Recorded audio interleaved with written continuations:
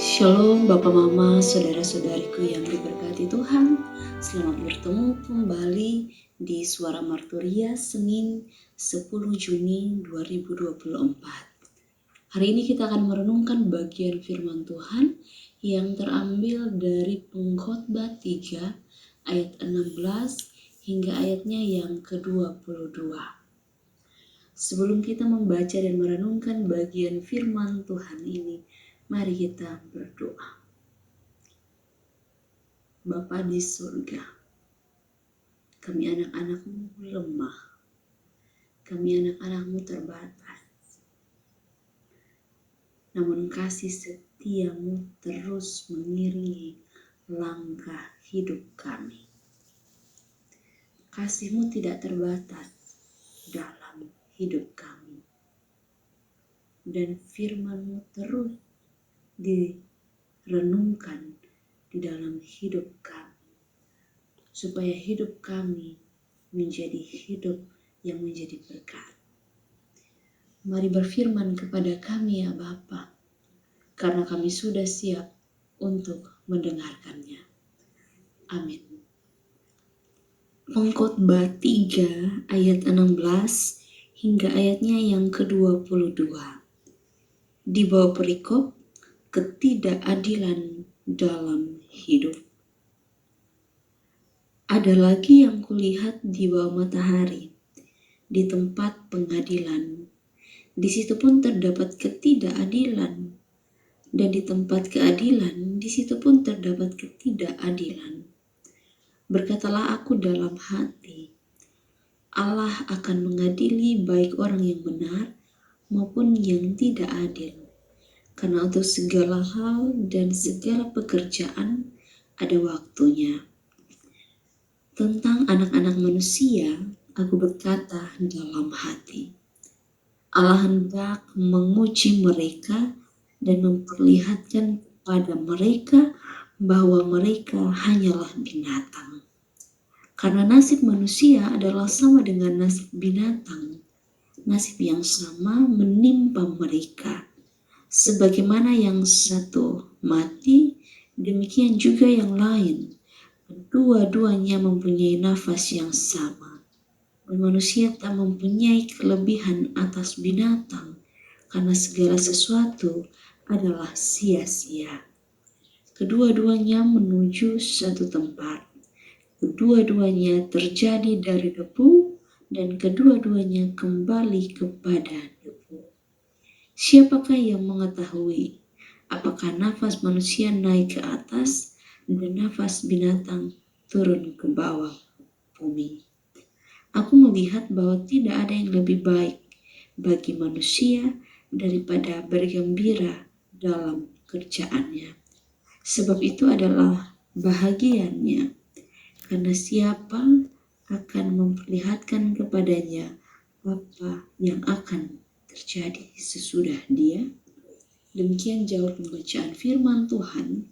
Yang dikatakan berbahagia adalah kita yang tidak hanya membaca dan merenungkan bagian firman Tuhan, tapi juga mau melakukan dalam kehidupan kita setiap hari. Bapak Mama, saudara-saudariku yang diberkati, tema yang membimbing kita semua adalah adil memandang perbedaan. Dalam kita punya hidup, seringkali kita merasa tidak adil ya.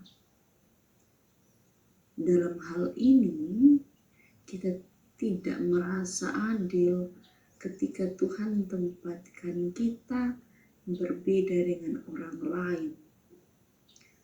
Apalagi ketika Tuhan tempatkan kita di bawah, tidak sama dengan orang lain. Kita merasa bahwa Tuhan kasih kita berkat tidak lebih banyak daripada orang lain. Dalam hal ini kita mulai membanding-bandingkan. Dalam kehidupan ada perbedaan. Dan di dalam hal ini kita merasa bahwa ini tidak adil. tetapi kemudian juga dalam kehidupan kita, Allah mengajak kita untuk bagaimana kita memperjuangkan keadilan dalam kehidupan ini. Berdasarkan fakta, kehidupan kita ini tidak terlepas dari yang namanya perbedaan. Di dunia ini tidak ada yang sama. Kalau kita mau lihat dari agama, tidak ada agama satu dengan yang lain itu yang semuanya sama. Suku, tidak ada suku yang kemudian sama. Masing-masing suku memiliki perbedaan. Berdasarkan status sosial, apalagi ada perbedaan di sana. Dan pertanyaannya, apakah ini adil? Apakah ketika seseorang mengalami hal yang seperti ini, kita bisa bilang ini adil? Berdasarkan bacaan kita, pengkhotbah mengajarkan kepada kita realitas dosa dalam relasi manusia yang suka membeda-bedakan orang berdasarkan kuasa. Dalam hal ini, kita bisa melihat bahwa kita punya potensi untuk bagaimana kita bisa menjatuhkan satu dengan yang lain dengan cara kita membeda-bedakan. Padahal dalam kehidupan kita punya kesamaan. Kalau di dalam kita punya bacaan, dikatakan bahwa kita tidak lebih daripada binatang. Artinya, kita sama-sama memiliki nafas yang sama dengan binatang. Kita juga akan mati. Jadi segala sesuatu dalam hidup ini yang mengarah kepada ketidakadilan tidak dianjurkan untuk dilakukan oleh manusia. Karena manusia itu fana. Manusia berasal dari debu.